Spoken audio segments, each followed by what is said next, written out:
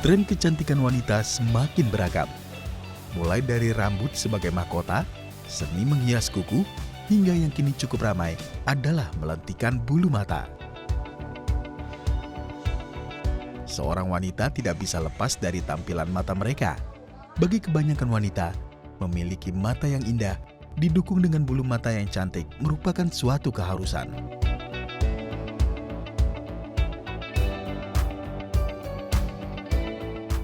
Kakak boleh mau pasang yang apa ya listnya? Kita ada natural curly, double volume, dan lucian. Untuk double volume-nya, contoh gambarnya seperti ini ya Kak. Boleh ya? Industri bulu mata palsu sudah menjadi bisnis besar. Tapi melihat bagaimana proses pembuatannya, itu yang sulit. Dokumenter ini memberikan gambaran apa yang ada di balik lentiknya bulu mata palsu. Siapa yang membuat dan berapa harganya? Memang jujurnya kecil, tapi ya gimana lagi, wong dari sananya cuma saya dibayar segitu, ya syukurin aja.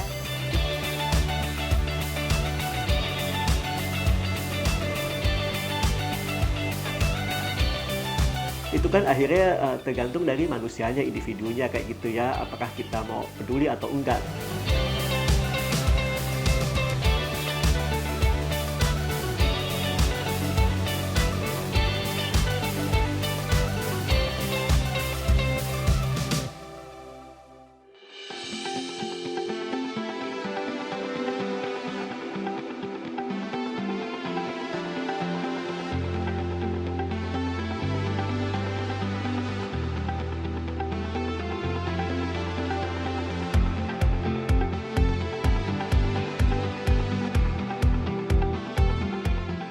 Dan nail art ini kayak udah kebutuhan yang utama untuk para perempuan bekerja sekarang, sebulan sekali tuh kayaknya wajib banget gitu.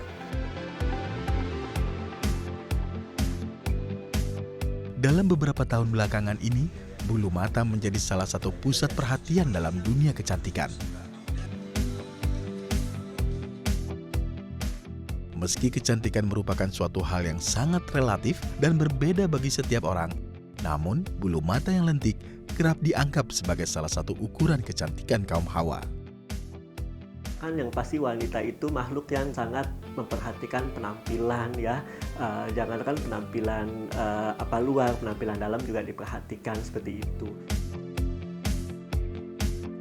Bulu mata juga menjadi media gengsi ya, seperti itu ya. Harganya juga beragam kan ya, seperti itu ya. Dipakaikan oleh orang yang sangat ahli juga, seperti itu ya. Semakin pakai yang lebih mahal, semakin dipakaikan oleh orang yang ahli kayak gitu, atau brand yang mahal itu merefleksikan gengsi seseorang, seperti itu.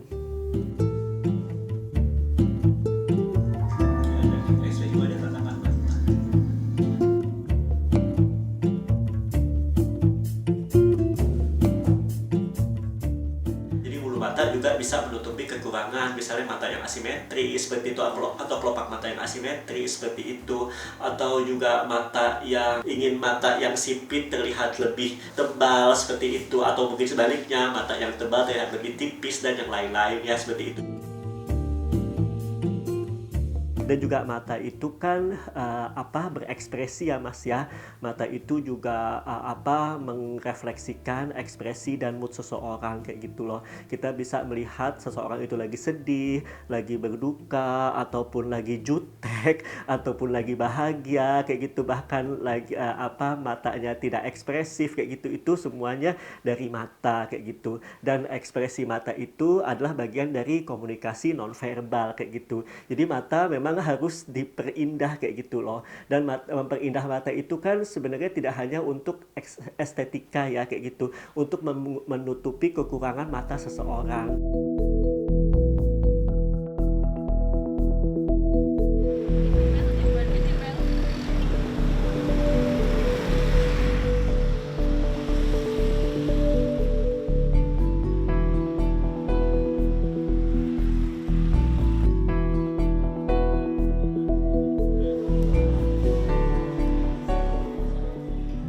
Indonesia sendiri terdapat industri bulu mata palsu terbesar kedua setelah Cina, tepatnya di Purbalingga, Jawa Tengah.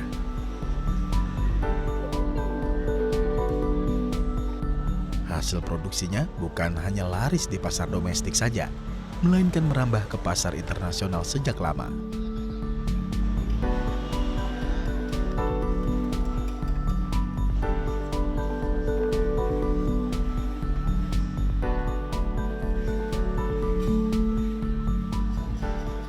Kalau pabrik kita sendiri memang kita untuk ekspor. Tapi di Indonesia ada. Tidak, kita memang ekspor. Alasan kenapa nggak bermain di dalam negeri, Mbak? Kita kalau jujur saja memang karena kita sudah main di kualitas yang tinggi dengan bahan baku yang tinggi, jadi untuk dijual ke luar negeri memang dengan harga segitu untuk masuk ke Indonesia kita tidak bisa. Untuk sementara ini kita biasa ekspor ke Eropa, ke Timur Tengah.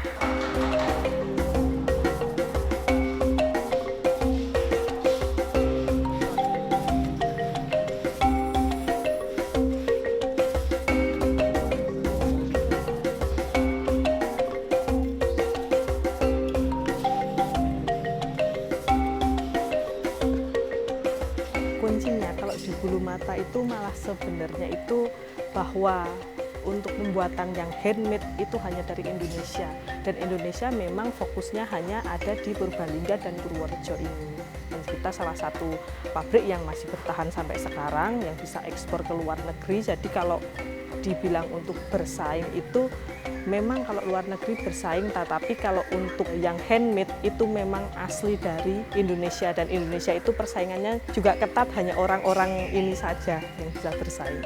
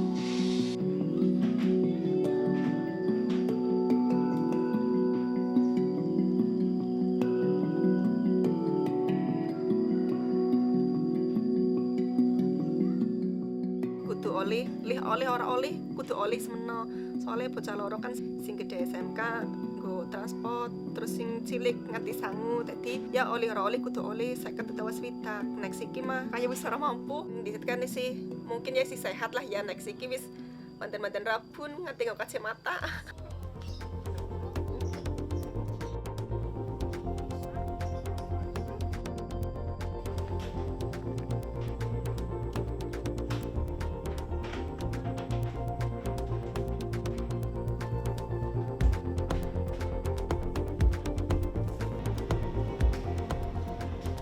Perkembangan tren bulu mata palsu di belahan dunia nyatanya tak dibarengi dengan kesejahteraan para pengrajinnya.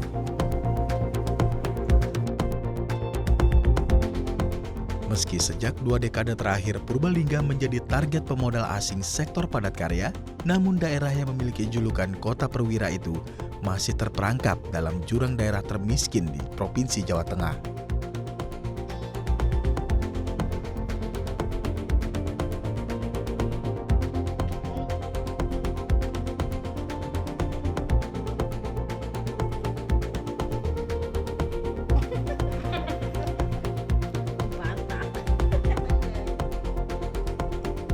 Serapan puluhan ribu pekerja dengan nilai ekspor hingga triliunan rupiah per tahun tidak mengikis persoalan kemiskinan yang ada. Purbalingga masih menyimpan kantong-kantong kemiskinan, terutama di wilayah pedesaan. Bulu mata mata bagian dari keindahan atau aksesoris wanita itu diproduksi oleh sebuah tempat, oleh buruh-buruh kayak gitu, tapi mungkin kesejahteraan buruhnya itu malah nggak sejahtera, padahal bulu matanya itu laku di mana-mana. Itu isu itu bukan sesuatu yang baru, saya nggak bilang itu biasa, ini juga sebuah fenomena ya, karena memang mengeksploitasi tenaga kerja di negara-negara dunia ketiga, dan juga yang mereka membuat produk-produk fast fashion kayak gitu, masuk di dalamnya bulu mata dengan honor yang rendah kayak gitu, atau dengan fasilitas yang tidak memadai, itu sesuatu yang umum kayak gitu, seperti itu terjadi kayak gitu ya.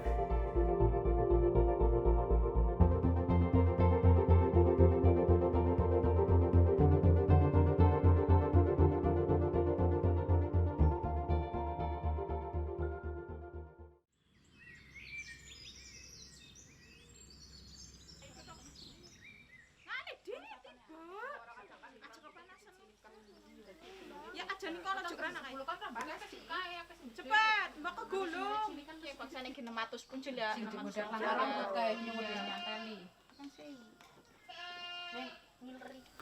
Itu korgane murah-murah bae ya. Padahal sing kejen. Wis larang bisane mudhun. Iya, priwe sih ya zamane, padahal zaman siki kenapa pas lagi larang. Kudune kan ya, tembakau larang, kudune harga netting, kudune milu larang. Syukur-syukur semua bulan depan ana kenaikan ya. Amin, panggo sih ya. Aja kaya Sini 15.000 ya ki. Iya. lah wong sing 10 Apa buru-buru 1000. Lah mula aku wis sih, masa mundak mung paling suwe sebulan, Mbok. Sebulan ya kayaknya. Iya, mangkane. Bisanya mancat mudun regane wis gawe heran. Kudune buatan ibu-ibu rumah tangga kudu paling dihargai. Soalnya paling rekasa, paling kesel. Per hari-harine paling oleh pira, bayake wis ana bengkong, kesel. dina 30 bae bayakane selara banget. Nah, ya wis begi ya. Iya.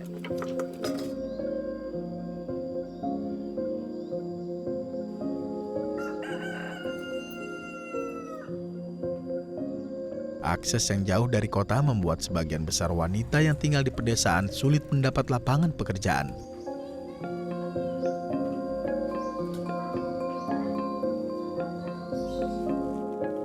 Maka tak mengherankan jika mereka memilih bekerja sebagai buruh plasma.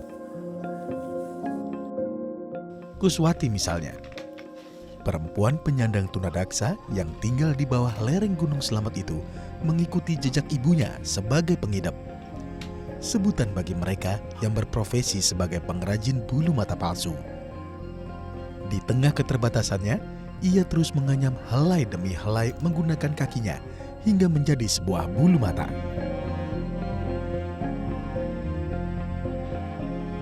Perkenalkan, nama saya Kuswati dari Desa Panusupan, Kecamatan Rembang, Kabupaten Purbalingga. Keseharian saya bikin bulu mata palsu dari 2007 sampai sekarang. Saya bisanya kan nyantel, terus saya kasih ke ibu saya karena saya nggak bisa ngisriksi gitu.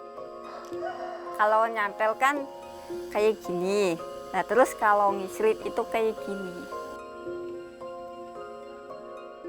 Kalau saya kan sehari cuma 3.500. Paling mama saya cuma naruh doang gitu ngisritnya. Yang segini kan 550 perak. Nanti saya cuma dikasih 250 perak. Nanti sisanya lah mama saya yang dapat gitu.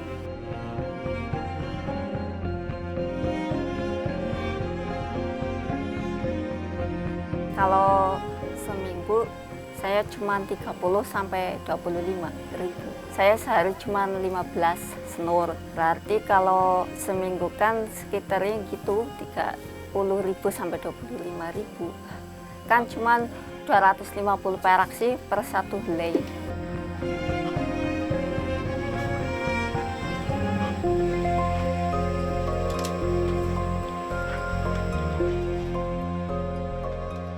Kadang saya agak pusing, kadang meripat saya, kadang ada semut-semutnya begitu. Biasanya kalau saya kan dari pertama kali kerja bikin bulu mata palsu dari jam 9 pagi sampai kadang kalau lembur sampai jam 10 atau jam 11 malam. Jadi kan meripat saya agak lelah, kadang perih, kadang gatel gitu.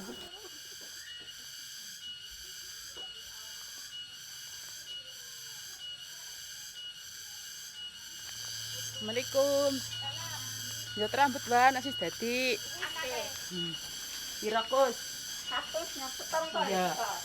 Persoalan serupa juga dialami Hatimah, wanita yang bekerja sebagai pengepul bulu mata palsu di Desa Panusupan. Ia kerap mengeluhkan minimnya pendapatan yang diterima.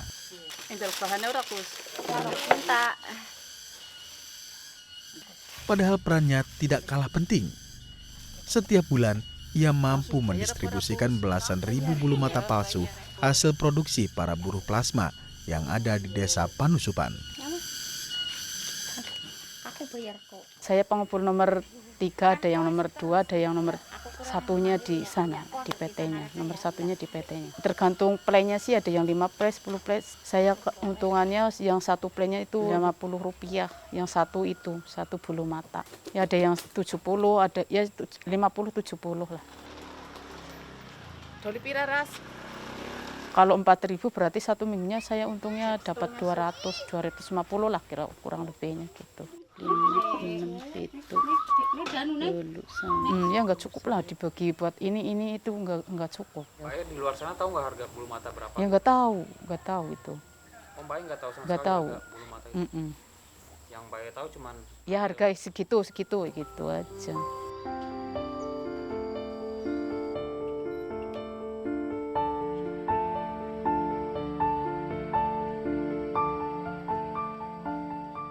Ya gimana lagi, saya mau ngomong apa-apa nanti dari sananya salah atau apa, kan nanti saya juga yang nggak boleh buat kayak gini bulu mata palsu, jadi kan saya nggak punya penghasilan sih, ya udah diterima aja gitu. Dari hasil saya bikin bulu mata palsu kepengennya dikumpulin, terus saya pengen punya itu warung sembako kecil-kecilan biar nanti saya ada penghasilan lagi gitu, nggak bikin bulu mata palsu lagi gitu.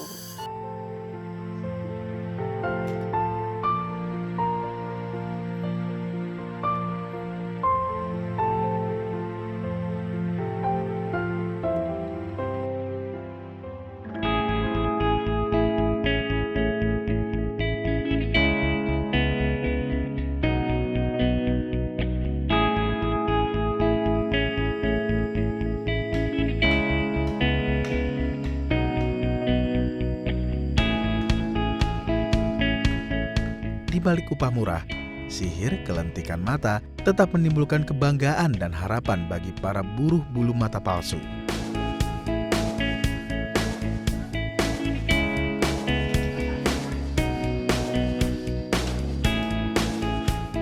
Ya saya sih masalah harganya di situ besar atau enggak saya nggak tahu, yang penting saya punya penghasilan sehari-hari walaupun kecil itu. Saya kepengen walaupun sekecil apapun saya berusaha, yang penting kan saya nggak ngerepotin orang tua, saya bisa sedikit-sedikit, yang penting hasil saya sendiri gitu.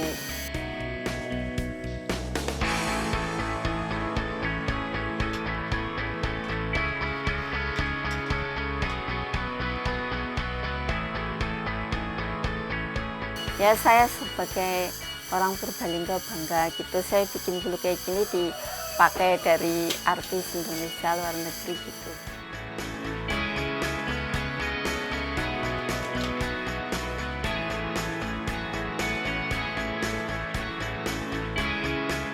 Ya sih saya pernah lihat, terus saya punya berpikiran, berarti saya bangga sebagai orang Purbalingga, terus teman-teman saya pakaiin bulu mata palsu, jadi saya punya bangga gitu. Ini kan technical drawing itu kan kayaknya XL atau L pria ya. Develop ID dengan memakai technical drawing ini dan letaknya di PT. Ya, jadi secara logika kalau awalnya kalau saya pribadi kayak gitu, isu sustainability fashion ini memang kita tidak bisa mengaplikasikannya secara idealisme kayak gitu seperti itu ya, atau secara komprehensif seperti itu yang menyeluruh kayak gitu ya, karena memang susah kayak gitu, susah ya, dan juga menyangkut hajat hidup orang banyak kan kayak gitu ya, dan juga nggak semudah yang kita bayangkan kayak gitu ya, apalagi kalau kita mengaplikasikannya secara idealis seperti itu kompleks banget kayak gitu ya.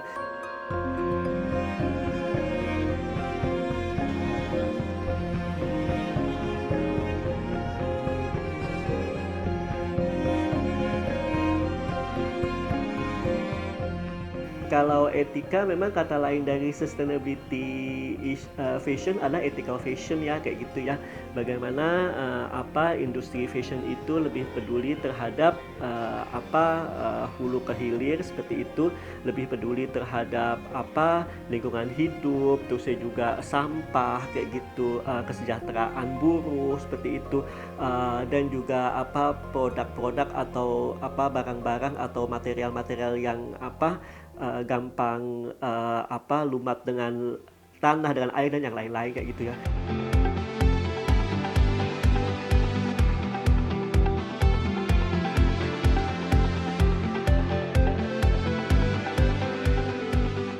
Ya, harapan saya dan teman-teman saya di industri fashion pada umumnya, mungkin di Indonesia dan seluruh dunia kayak gitu, isu sustainability fashion ini mengkampanyekan atau membrandingkan atau mengaplikasikan isu sustainability fashion ini secara, maksudnya jangan sampai cepat bosen kayak gitu ya, seperti itu. Jangan cepat bosen, jangan berkecil hati kalau kita membawa isu sustainability fashion.